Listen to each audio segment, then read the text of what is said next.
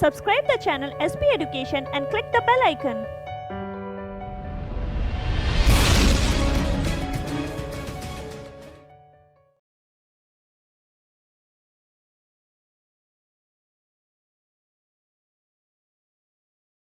Hello everyone, this is Divya and welcome to SP education. आज हमारा bio का एक नया सेशन स्टार्ट होने वाला है और जो हमारे मोस्टली वन डे एग्ज़ाम्स होते हैं उनमें जो हमारा बायोलॉजी का पोर्शन है उससे 10 से 12 नंबर तक की बायोलॉजी से क्वेश्चंस पूछ लिए जाते हैं। तो चलिए, बायोलॉजी को समझने से पहले या अपना सेशन स्टार्ट करने से पहले हम समझ लेते हैं कि आखिर बायोलॉजी होती क्या है या उसका अध्ययन किस प्रकार किया जाता है। तो लिख लेते हैं हम सबसे पहले अपना introduction of biology. Introduction of biology को हम जो हिंदी मीडियम वाले बच्चे होते हैं उसको हम बोलते हैं जीव विज्ञान का परिचय। तो ये हमारा हो गया इंट्रोडक्शन ऑफ बायोलॉजी। इसको हिंदी में हम बोलेंगे अपना जीव विज्ञान का परिचय।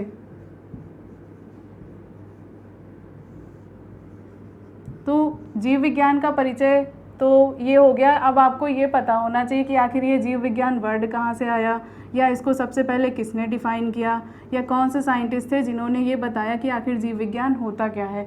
तो जो हमारा जीव विज्ञान होता है या बायोलॉजी है, ये हमारे एक ग्रीक वर्ड से लिया गया है।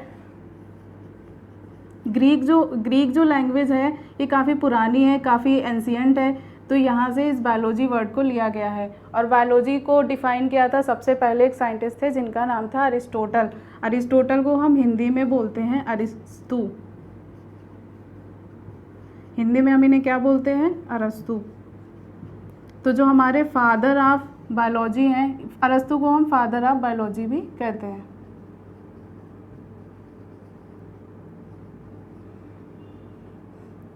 तो एक बार फिर से देख लेते हैं। इंट्रोडक्शन ऑफ बायोलॉजी में जो बायोलॉजी शब्द है कहाँ से लिया गया है? ग्रीक वर्ड से लिया गया है। और जो बायोलॉजी है, बायोलॉजी के फादर कौन है? हमारे अरिस्तु हैं। अरिस्तु को हम इंग्लिश में अरिस्टोटल बोलते हैं। अब हम डिफाइन कर लेते हैं बायोलॉजी को। तो बायोलॉजी जो है ये हमारा दो शब्दों से मिलकर बना है। सबसे पहला है हमारा बायो और दूसरा है लॉजी। तो बायो का मतलब होता है लिविंग बींग्स, या लाइफ बोल सकते हैं या लिविंग बोल सकते हैं। और लॉजी का मतलब होता है हमारा स्टडी। तो लिविंग का मतलब होता है जीवन, और स्टडी का मतलब तो आप सब जानते ही होंगे कि स्टडी को हम क्या कहते हैं हिंदी में? अध्ययन।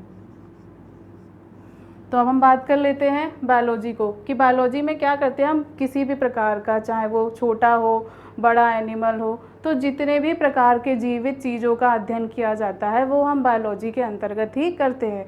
चाहे वो एक कोश की हो, चाहे बहुकोश की हो, चाहे वो प्लांट्स हो, चाहे वो एनिमल्स हो, मतलब जितने भी लिविंग बर्ड्स हैं, जितने भी लिविंग ऑर्गेनिज्म हैं, उनकी जो स्टडी होती है वो हमारी बायोलॉजी के अंतर्गत होती है। तो अब हम देख लेते हैं यहाँ से कितने प्रकार के क्वेश्चंस बन सकते हैं। तो सबसे पहला क्वेश्चन तो हमारा यही बन रहा है कि आखिर बायोलॉजी क्या है।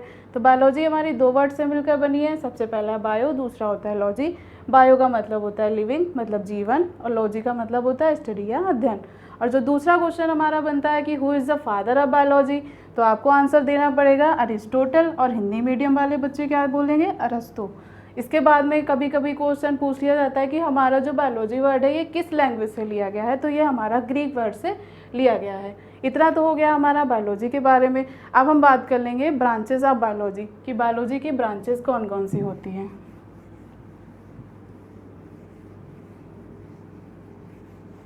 आई होप इंट्रोडक्शन आप सबको समझ में आ गया होगा कि बायोलॉजी होती क्या है, इसमें किसका अध्ययन किया जाता है। अब हम बात कर लेते हैं अपने ब्रांचेस ऑफ बायोलॉजी की। ब्रांचेस को हम हिंदी में बोलते हैं शाखाएं। जो हिंदी मीडियम वाले बच्चे हैं वो क्या लिखेंगे इसमें? बायोलॉजी की या जीव विज्ञान की शाखाएं।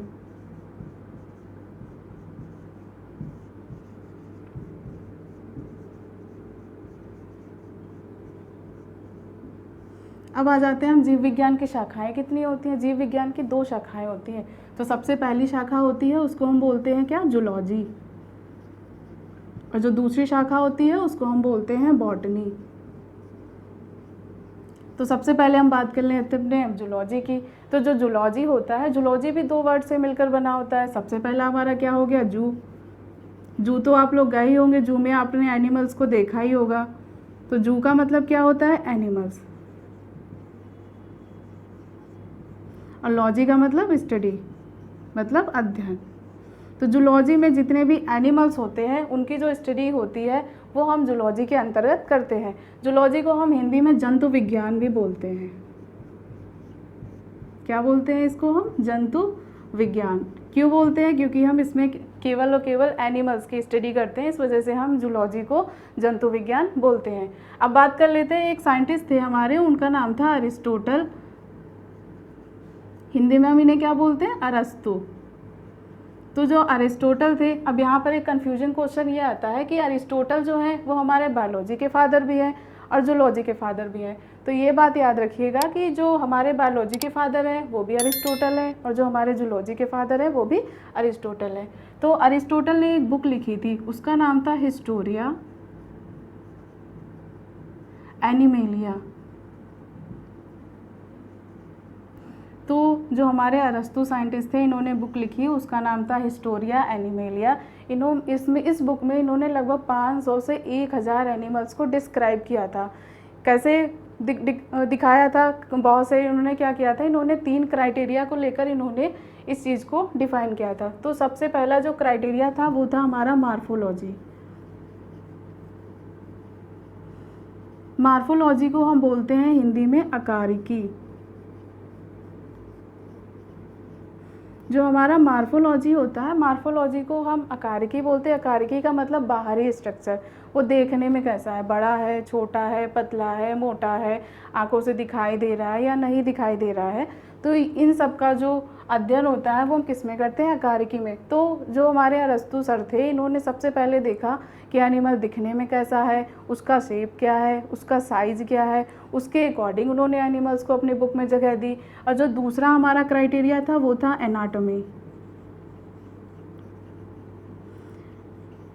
जो हमारा एनाटॉमी है, एनाटॉमी में क्या किया, जब इन्होंने देख लिया बाहर से कि बाहर से देखने में कैसा है, उसके बाद में इन्होंने क्या किया, उसका जो इंटरनल स्ट्रक्चर था, आंतरिक संरचना थी, उसकी जो अध्ययन की जाती है वो एनाटॉमी के अंतर्गत की जाती है। चाहे वो ह्यूमन एनाटॉमी ले लो या एनिमल एनाटॉमी ले लो, जितने भी एनाटॉमी का मतलब ही होता है कि इंटरनल स्ट्रक्चर। ठीक है। और जो इन्होंने थर्ड लिया था, पहला इन्होंने लिया मार्फोलॉजी, दूसरा लिया इन्होंने एनाटॉमी, और जो तीसरा हमारा क्राइटेरिया है जिसको हम क्या बोलते हैं? फिजियोलॉजी। फिजियोलॉजी को हम हिंदी में बोलते हैं कार्यकी। तो जो हमारे अरस्तु सर थे, इन्होंने सबसे पहले जो एनिमल्स के 3 क्राइटेरिया को डिफाइन किया। सबसे पहला जो हमारा क्राइटेरिया था, सबसे पहला क्राइटेरिया क्या है हमारा? मार्फोलॉजी। मार्फोलॉजी का मतलब क्या था? बाहरी संरचना, बाहरी स्ट्रक्चर। उन्होंने देखा कि वो दिखने में कैसा है, उसके बाद उन्होंने उसका इंटरनल स्ट्रक्चर की स्टडी की कि वो अंदर से कैसा है, उसके ऑर्गन्स कैसे काम कर रहे हैं, उसकी बोन्स कैसी हैं, उसका हार्ट कैसा है, उसका लीवर कैसा है। बहुत से ऐसे एनिमल्स होते हैं जिनमें जो हमारे इंटरनल ऑर्गन सिस्टम होते हैं वो होते ही नहीं हैं, तो उन सारी चीज़ों को लेकर इन्होंने डिफ़ाइन किया। और जो थर्ड पोर्शन था हमारा, उसको बोला उन्होंने फिजियोलॉजी। फिजियोलॉजी का मतलब होता है कार्य की, कि वो कार्य कैसे कर रहे हैं। तो आई होप इतना आपको समझ में आ गया होगा हमारा जूलॉजी। तो यहाँ पर हम देख लेते हैं कि किस तरीके के यहाँ से क्वेश्चन हमारे पुटअप हो सकते हैं। तो यहाँ पर पूछ सकते हैं कि जैसे जो हमारा जूलॉजी है, जूलॉजी होता क्या है? तो एनिमल्स की स्टडी जूलॉजी के अंतर्गत की जाती है। जूलॉजी के फादर कौन है? अरस्तु हैं। और जो अरस्तु ने कौन सी बुक लिखी? तो अरस्तु ने जो बुक लिखी उस बुक का नाम था हिस्टोरिया एनिमेलिया। फिर उसके बाद में पूछ दिया जा सकता है कि आकारिकी क्या होती है? आकारिकी का मतलब होता है कि बाहरी स्ट्रक्चर का अध्ययन करना, मतलब study of external structure of any body. अब यहाँ पर हम बॉडी की बात तो नहीं कर सकते हैं, जैसे हम फिजिक्स पढ़ते हैं, केमिस्ट्री पढ़ते हैं, वहाँ पर बॉडी डिफाइन कर दी जाती है। तो यहाँ पर हम बात करेंगे लिविंग ऑर्गेनिज्म की, या केवल ऑर्गेनिज्म की बात कर सकते हैं। आकारिकी हो गई। इसके बाद में आता है हमारा एनाटॉमी। एनाटॉमी में क्या करते हैं, इन्होंने इंटरनल स्ट्रक्चर को डिफाइन किया था। तो एनाटॉमी में क्या होता है? Study of internal structure of any organism. उसके बाद आती है फिजियोलॉजी। फिजियोलॉजी में क्या होता है? कार्यकी, कि वो जो ऑर्गन्स हैं, वो जो बॉडी है या वो जो ऑर्गेनिज्म है वो किस प्रकार से कार्य कर रहे हैं। अब हम बात कर लेते हैं अपनी बॉटनी की। तो जितने भी एनिमल्स होते हैं वो लाइव रहने के लिए जीवित रहने के लिए किस पर डिपेंड होते हैं? प्लांट्स पर डिपेंड होते हैं। और जो प्लांट्स होते हैं हमारे, ये क्या होते हैं? हमारे प्रोड्यूसर होते हैं, मतलब फोटोसिंथेसिस करते हैं, प्रकाश संश्लेषण करते हैं और भोजन बनाते हैं। तो ये तो बाद में समझाते हैं, अभी हम बात कर लेते हैं अपना बॉटनी की। तो बॉटनी में हम किसका अध्ययन करते हैं? पौधों का, जो हमारे प्लांट्स होते हैं, क्योंकि हमारे प्लांट्स जो होते हैं वो भी लिविंग होते हैं, उनमें भी लाइफ होती है। तो जो पौधों का अध्ययन किया जाता है वो किसके अंतर्गत किया जाता है? बॉटनी में। तो बॉटनी में पौधों को तो बहुत कम डिफाइन करते हैं, पौधों को हम यहाँ पर पादप बोलते हैं, पादप विज्ञान। क्या बोलते हैं हम इसको? पादप विज्ञान। और बॉटनी को हम क्या बोलते हैं? वनस्पति विज्ञान।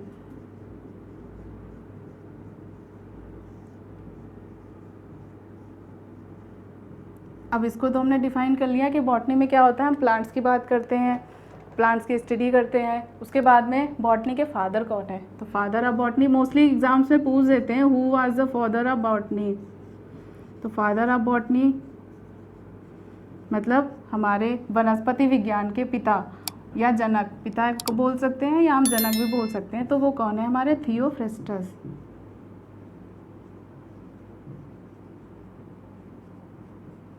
हिंदी में भी हम इनको थियोफ्रेस्टस ही लिखते हैं।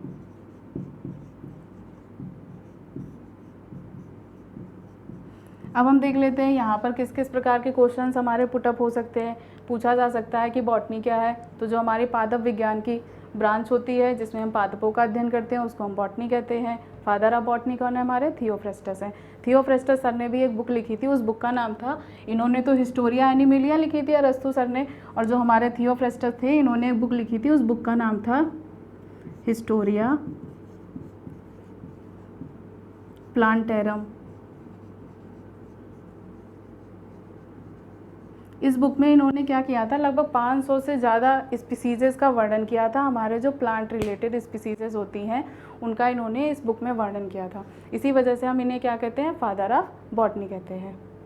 तो ये तो हमारा हो गया बॉटनी। अब यहाँ पर मेमोरेबल चीज़ें क्या है कि हम इनको कैसे इजीली याद कर सकते हैं कि थियोफ्रेस्टस ने कौन सी बुक लिखी या हमारे अरस्तु सर ने कौन सी बुक लिखी। तो इसके लिए याद करने का इजी वे ये है कि काफ़ी एंशियंट में, काफ़ी पुराने टाइम में ये बुक्स लिखी गई। तो सबसे पहले हिस्टोरिया यहाँ भी कॉमन है, हिस्टोरिया यहाँ भी है, तो दोनों जगह जो हिस्टोरिया है वो कॉमन है। एनिमेलिया मतलब जूलॉजी मतलब जंतु विज्ञान, और प्लांटेरम मतलब प्लांट मतलब पादप विज्ञान। तो आई होप इतना समझ में आ गया होगा। यहाँ से कितने तरीके के क्वेश्चंस पुटअप हो सकते हैं, एक बार उनको भी हम ओवरव्यू कर लेते हैं। तो जूलॉजी की बात कर लेते हैं। एनिमल स्टडी होती है, फादर ऑफ जूलॉजी हमारे अरिस्टोटल हैं, इन्होंने जो बुक लिखी उसका नाम है हिस्टोरिया एनिमेलिया। और इन्होंने 3 क्राइटेरिया डिफाइन किए थे इसको लेकर। सबसे पहला था हमारा मार्फोलॉजी मतलब आकारिकी, बाहरी स्ट्रक्चर, दूसरा था हमारा एनाटॉमी मतलब आंतरिक संरचना, और तीसरा था हमारा फिजियोलॉजी की वो जो हमारे ऑर्गन्स थे या जो हमारा ऑर्गेनिज्म है वो किस प्रकार से कार्य कर रहा है। उसके बाद में हम बात कर लेते हैं अपने बॉटनी की। तो बॉटनी में हम पौधों का अध्ययन करते हैं, इसको हम पादप विज्ञान भी कहते हैं। फादर ऑफ बॉटनी हमारे कौन है? थियोफ्रेस्टस हैं। थियोफ्रेस्टस ने बुक लिखी थी जिसका नाम था हिस्टोरिया प्लांटेरम, और इस बुक में इन्होंने लगभग 500 से ज़्यादा जो प्लांट्स हैं, स्पीसीज़ हैं, उनका वर्णन किया था। तो ये तो हमारा हो गया पूरा इंट्रोडक्शन ऑफ बायोलॉजी कि बायोलॉजी क्या है, बायोलॉजी की शाखाएं क्या हैं। आई होप इतना आप सबको समझ में आ गया होगा। यहाँ से भी काफ़ी सारे क्वेश्चंस पुटअप करते हैं। अब बाकी हम अपना कल या नेक्स्ट वीडियो में जो हमारा सिलेबस है उसको हम अच्छे से डिफाइन कर लेंगे। आज के लिए इतना ही रखते हैं। Thank you.